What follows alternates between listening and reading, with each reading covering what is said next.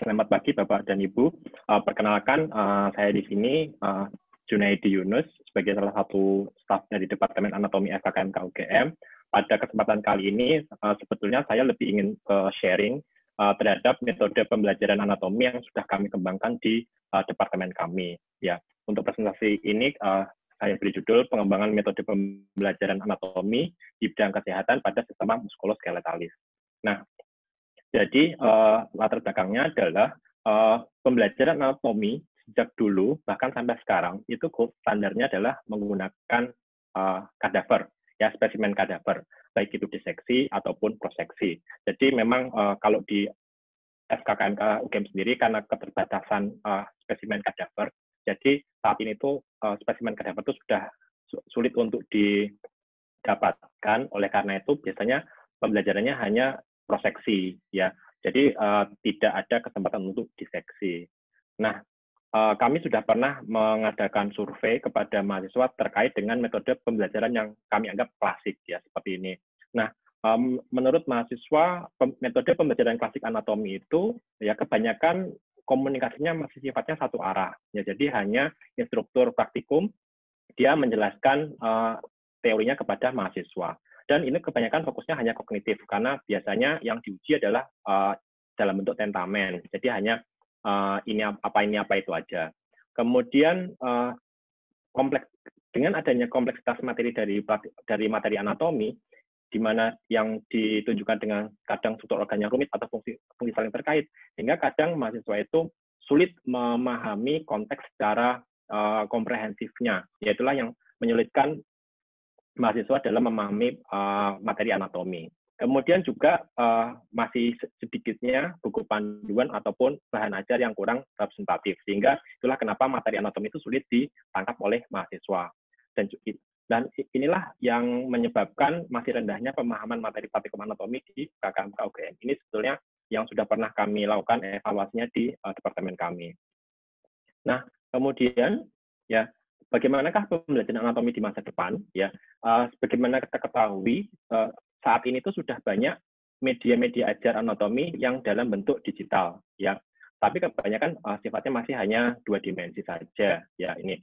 Kemudian sebetulnya kalau dari Google sudah juga mengembangkan suatu metode yang disebut sebagai HoloLens, yang ini sebetulnya masih tahap pengembangan, belum tersedia komersil, tapi kita harapkan pengembangannya di masa yang akan depan itu akan lebih canggih lagi untuk mendukung proses pembelajaran. Nah, namun apakah media-media ajar digital seperti ini dapat menggantikan peran kadaver sebagai media ajar utama dalam pembelajaran anatomi? Ya, sebetulnya ada sebuah penelitian yang ini di Australia yang menanyakan kepada mahasiswa apakah kadaver itu masih dibutuhkan atau enggak. Nah, berdasarkan jawaban dari mahasiswa, kalau dia ditanyakan apakah diseksi anatomi itu masih relevan atau enggak untuk pembelajaran anatomi. Nah, kebanyakan itu mengatakan hampir 60% itu bilangnya tidak. Tapi ini diseksi ya. Diseksi itu artinya mahasiswa sendiri yang mengerjakan diseksinya. Mungkin tidaknya ini karena karena diseksi itu membutuhkan waktu yang lama dan mungkin effort yang sangat besar. Oleh karena itu, kadang mahasiswa itu juga kesulitan ya ketika dia harus melakukan diseksi sendiri. Tapi ketika ditanyakan apakah mahasiswa itu tetap butuh untuk melihat kadaver atau enggak, nah 77% bilang bahwa mahasiswa itu masih butuh spesimen kadaver untuk mempelajari anatomi. Kemudian pertanyaan terakhir adalah sebetulnya kadaver itu dibutuhkan atau enggak. Nah ini sebetulnya masih sedikit terbagi menjadi 2 kubu, ada yang bilang iya dan ada yang bilang tidak. Tapi bagaimanapun perlu kita pahami ya bahwasanya sebetulnya kalau kita mempelajari media ajar yang hanya dari digital saja ataupun dari buku saja, kadang itu tuh sifat gambarnya adalah oversimplify ya. Sebagaimana kita ketahui yang namanya tubuh manusia itu kan sangat kompleks dan bervariasi. Tubuh satu tidak sama dengan tubuh yang lainnya. Nah, kalau kita hanya belajar dari satu buku, sumber buku dan sebagainya, ya kita tahunya anatomi itu ya seperti itu saja. Jadi kadang yang media ajar dalam bentuk digital itu adalah oversimplify. Oleh karena itu, kalau menurut saya pribadi, bahwa spesimen kadaver itu tetap dibutuhkan ya untuk proses belajar anatomi. Itulah kenapa ya kami di sini mengembangkan suatu modul pembelajaran yang dimana memanfaatkan inovasi pembelajaran berbasis teknologi untuk meningkatkan pemahaman mahasiswa terhadap materi praktikum anatomi. Nah, lalu kira-kira kami memilih metode pembelajaran yang seperti apa? Nah, menurut beberapa penelitian yang sudah dilaksanakan, bahwasanya sebetulnya kalau kita ingin mencari sebuah metode pembelajaran itu, harapannya yang sifatnya adalah active learning, di mana kalau active learning itu penangkapan mahasiswa itu jauh lebih banyak dan lebih efisien ya. Kalau cuma misalkan ya kalau hanya mendengar saja di mana dia termasuk passive learning, itu mungkin retensi yang diingat mahasiswa itu hanya 5% saja. Tapi kalau dia bahkan sampai mengajarkan keilmuannya dia kepada orang lain, bahkan dia retensinya bisa sampai 90%. Oleh karena itu kita ingin mengembangkan metode pembelajaran yang bermain di area active learning ini agar paling tidak itu retensinya bisa 50% ya terhadap materi yang kita ajarkan ya. Nah, bagaimana dengan modalitasnya? Nah, di sini juga ada penelitian yang menyebutkan bahwa metode pembelajaran yang lebih efektif adalah yang dia menggunakan multimodal learning ya, di mana tidak hanya visual saja. Kalau anatomi kan sangat butuh visual, tapi dia juga mengkombinasikannya dengan auditori ataupun yang kinestetiknya. Oleh karena itu, kita harus mengembangkan suatu metode pembelajaran yang active learning dan multimodal. Nah, ini adalah contoh yang sudah kami kembangkan di 2 tahun belakangan ini untuk mendukung proses pembelajaran anatomi di departemen kami. Jadi di sini kami menggunakan metode blended learning. Ya, jadi ada online-nya dan offline-nya, di mana kami menyediakan berbagai jenis media ajar, ada video pembelajaran, kemudian beberapa alat peraga, baik itu 3D ataupun mungkin yang aplikasi-aplikasi, kemudian ada juga kuis-kuis yang kami unggah pada LMS atau Learning Management System, ya, dan juga tetap ada nanti proses diskusi ataupun tugas-tugas berkelompok. Jadi pada intinya metode pembelajaran yang kami kembangkan ini juga sejalan dengan konsep yang di sistem penilaian berdasarkan student-centered learning. Jadi pada student-centered learning yang kita nilai itu tidak hanya fokus kognitif, tapi juga ada afektif dan psikomotorik. Nah, untuk penilaiannya, kalau yang klasik yang dulu, kita hanya menilai tentamen saja, tapi pada proses pembelajaran dan blended learning ini, kita tidak hanya menilai pada bagian akhirnya, tapi kita juga menilai pada prosesnya. Ya, seperti kayak kerjasama, keaktifan kelompok, itu juga kita nilai pada proses pembelajarannya. Nah, jadi inilah yang salah satu contoh bentuk modul yang kami kembangkan. Jadi ini adalah alur kegiatannya. Jadi kegiatan untuk modul ini itu dibagi menjadi 3 tahapan. Ada yang dilakukan mahasiswa sebelum praktikum, kemudian yang dilakukan saat praktikum, dan nanti yang dilakukan saat setelah praktikum. Jadi sebelum praktikum itu nanti kita menyediakan beberapa media ajar berupa video-video online yang ini kita unggah di Gamel. Gamel itu adalah Learning Management System di kedokteran FKM UGM, di mana video ini itu berisi penjelasan konsep dasar. Ya, ini biasanya videonya itu durasinya nggak panjang, idealnya sih hanya 10 menit. Karena kalau terlalu panjang itu biasanya mahasiswa juga bosan. Ya oleh karena itu kita pertahankan videonya itu juga sependek mungkin dan sebagainya. Kalau memang ada banyak teori yang ingin kita terangkan, kita nanti pecah video-videonya menjadi beberapa topik seperti itu. Nah, nanti setelah mahasiswa menonton video, kemudian kita berikan semacam kayak pretest atau self-assessment test untuk menguji sejauh mana mereka bisa memahami video yang barusan mereka tonton. Ini juga dikerjakan secara mandiri dan kita unggah di Gamel. Ini bisa secara otomatis mahasiswa akan tahu salahnya di mana, yang benar apa, dan sebagainya. Nah, kemudian kita juga berikan checklist, ya, daftar periksa yang berisi tentang learning objektif. Karena tadi seperti yang dibilang Pak Zainuri tadi, bahwa untuk level kompetensi mahasiswa S1 itu tidak semua materi anatomi itu harus diajarkan. Oleh karena itu kami juga membuat checklist untuk diberikan kepada mahasiswa agar mahasiswa itu tahu sejauh mana dia harus mempelajari ilmu anatominya, seperti itu. Nah, saat praktikum, ya, Kalau sebelum masa pandemi itu kan kita lakukannya secara offline ya, di mana nanti ada penjelasan-penjelasan materi tambahan dan juga proses diskusi dengan instruktur. Namun ketika masa pandemi seperti ini, itu ketika mahasiswa tidak bisa mengakses lab dengan offline, maka kita harus beradaptasi membuat praktikum ini menjadi online. Oleh karena itu, di masa pandemi ini kami membuat modul PPT yang kami gunakan saat praktikum berlangsung, seperti itu. Nanti bisa disertai dengan penjelasan materi tambahan oleh instruktur dan sebagainya. Di mana nanti saat praktikum kita juga menggunakan berbagai jenis modalitas seperti augmented reality, kemudian aplikasi di komputer atau di HP. Di mana pada saat praktikum itu juga ada penilaian keaktifan dan kerjasama kelompok tadi sebagai penilaian yang sifatnya afektif ataupun yang psikomotorik. Dan nanti setelah praktikum, mahasiswa diminta untuk mengerjakan soal post-test, di mana post-testnya itu berupa kasus-kasus klinis, ya, tapi nanti yang diminta dijawab atau dianalisis secara anatomis, ya. Misalkan kenapa pada fraktur bagian kolom silobikumnya humerus itu kira-kira saraf apa yang rentan mengalami cedera. Jadi kira-kira seperti itu ya yang ingin kita tanamkan kepada mahasiswa. Karena penting ya menurut penelitian yang ada itu bahwa mahasiswa itu perlu diberikan konteks ya. Kenapa kok dia mempelajari anatomi? Nah, kalau kita hanya mengajarkan anatomi saja, itu biasanya mahasiswa merasa kok terlalu sulit dipahami. Tapi ketika kita berikan berdasarkan kasus-kasus klinis, mereka akan lebih tertarik untuk mempelajari anatomi. Nah, ini adalah contoh dari modul praktikum anatomi yang kami unggah di Gamel atau di Learning Management System, di mana ada learning objektifnya, kemudian ada video-videonya.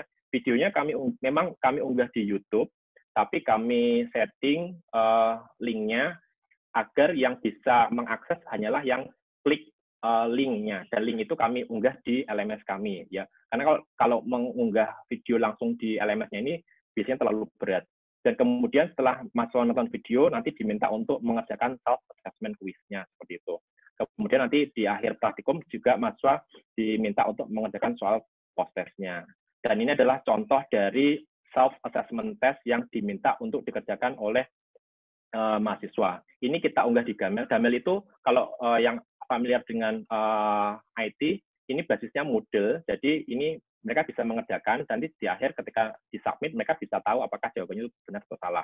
Ini adalah checklist yang kita unggah menggunakan Google Sheet, jadi kita menggunakan berbagai platform online yang ada, jadi mereka bisa mengerti, misalkan, oh saya sudah tahu terminologi ini, jadi dia bisa klik centang-centang sendiri. Dan nanti kalau yang belum tahu, bisa didiskusikan saat praktikum berlangsung.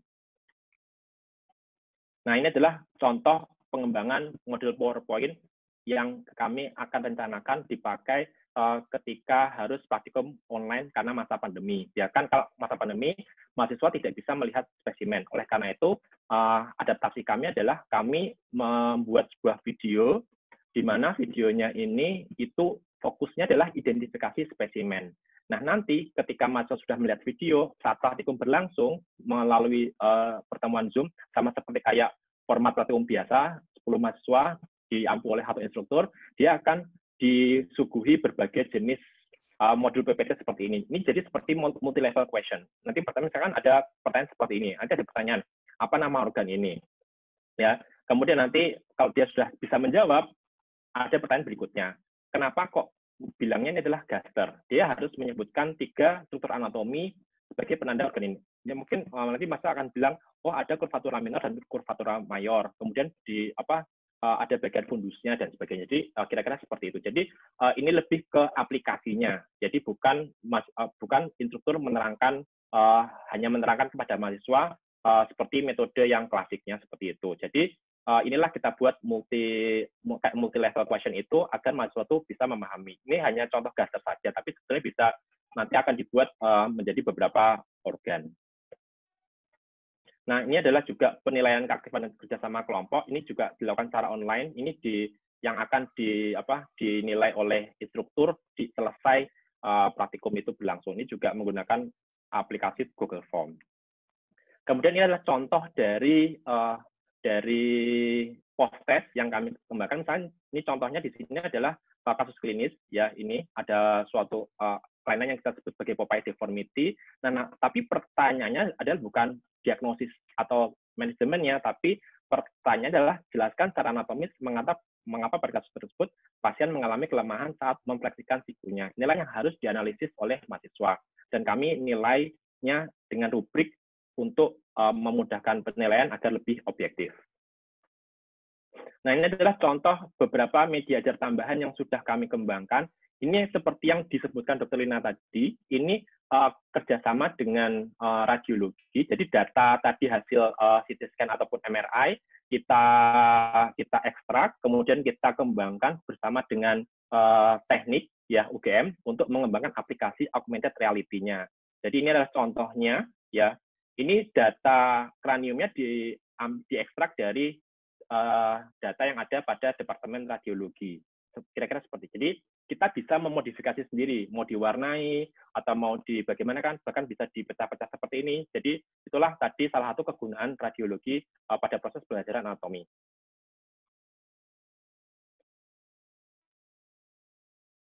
Nah, ini adalah yang kami bentuk. Tadi kan selain augmented reality, kita juga bisa mengeprintnya ya dengan teknologi 3D printing. Ya kan bedanya 3D printing dengan yang proses pencetakan biasa kan 3D printing yang sekarang ataupun mungkin kelak di masa yang akan depan itu bisa mencetak struktur yang lebih detail, sehingga harapannya yang ditampilkan pada data radiologi itu dengan nyata bisa dicetak secara lebih detail juga. Nah, ini yang juga kami kembangkan, aplikasi virtual reality ini juga kita kembangkan sendiri, ya.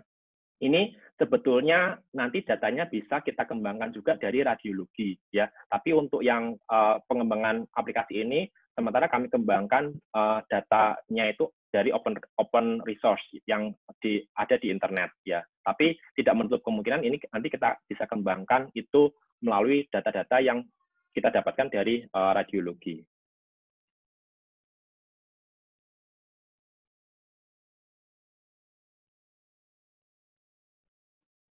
Nah, ini sebetulnya juga kita membuat suatu media ajar tambahan. Ini contohnya sebetulnya yang kami lakukan di blog Saraf, ya, di mana kita ingin mengajarkan mahasiswa terkait dengan bagaimana mereka memahami untuk yang jaras-jaras saraf, ya, baik jaras ascendant ataupun descendant. Di sini kita membuat kayak media media pakai permainan. Nanti diminta mahasiswa dalam kelompoknya itu, misalkan ya sekarang silahkan disuruh membuat jaras ascendant dari reseptor sampai ke korteks cerebri. Nah, nanti mahasiswa akan dengan benang-benang sederhana seperti ini, nanti dia akan membuat jarasnya seperti. Jadi ini akan tampak sangat lebih menyenangkan kepada mahasiswa karena ini juga semacam kayak game, ya. Jadi tidak membosankan karena di sini ada interaksi dengan temannya dan juga ada kayak permainan. Jadi itulah yang menjadi menarik untuk bisa membuat media-media ajar seperti ini. Ini sebetulnya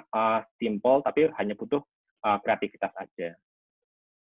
Nah, kami sudah juga mengevaluasi terhadap modul yang kami kembangkan. Ya, sebetulnya kita membandingkan antara konvensional dengan blended learning. Di sini sih tampak bahwa secara umum karena blended learning ini kan kita juga menilai untuk prosesnya. Jadi untuk nilai akhir sebetulnya dia lebih tinggi, ya. Dan untuk persentase yang mengalami lulus di perhitungan anatomi itu juga meningkat, ya. Walaupun untuk tentamen saja mungkin tidak signifikan, tapi ada tren dia meningkat. Jadi ini mungkin yang perlu kita efektifkan lagi untuk proses pembelajarannya. Dan dari persepsi mahasiswa terhadap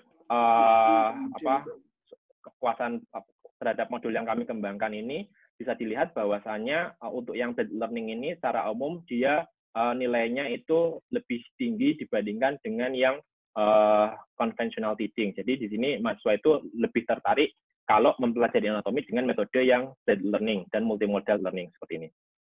Nah, kalau kita lihat persepsi mahasiswa juga yang paling disukai mahasiswa pada proses pembelajaran blended learning adalah karena blended learning ini banyak menyediakan media-media ajar yang cukup bervariasi dan sangat membantu mereka tidak hanya memahami anatomi dari kadaver saja, tapi juga dia bisa memberikan pemahaman yang lebih terhadap konsep-konsep anatomi. Nah, secara umum ya kalau kepuasan terhadap yang modul blended learning ini itu lebih tinggi dibandingkan dengan yang konvensional ya, walaupun beberapa mahasiswa masih ada yang lebih prefer ke konvensional, tapi secara umum dia kalau untuk blended learning itu lebih suka. Ya, jadi pada intinya kita untuk metode blended learning itu kita bisa banyak menghasilkan luaran-luaran, ya tidak hanya modul pembelajaran yang interaktif, menarik dan futuristik, tapi juga berbagai modal-modal pembelajaran ini kita bisa kayak minta hak ciptakan atau hak patenkan ya. Jadi ini yang untuk mendukung proses pembelajaran berdasarkan revolusi industri yang 4.0. Baik, terima kasih atas waktunya.